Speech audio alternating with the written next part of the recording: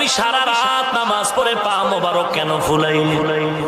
যে নবীর কোনো গুনাহ নাই, আল্লাহ অগ্রিম ক্ষমার ঘোষণা দিয়া বলেন, ইন্না ফাতাহনা লাকা ফাতহাম মুবিনা লিয়াগফিরা লাকাল্লাহু মা তাকাদ্দামা মিন যামবিক ওয়া মা তাআখার ওয়া ইউতিম্মা নি'মাতাহু আলাইকা ওয়া ইয়াহদিয়াকা সিরাতাম মুস্তাকিমা। নফল ইবাদত করলা না রে বাবা, উম্মতের তুমি এর থেকে দূরে সরায় দিলা। অথচ বুখারী শরীফের মধ্যে আল্লাহ পাক নবীরে জানায় দেন, মান আদালি ওয়ালিয়ান ফাকাদ আযানতুহু বিল হারব।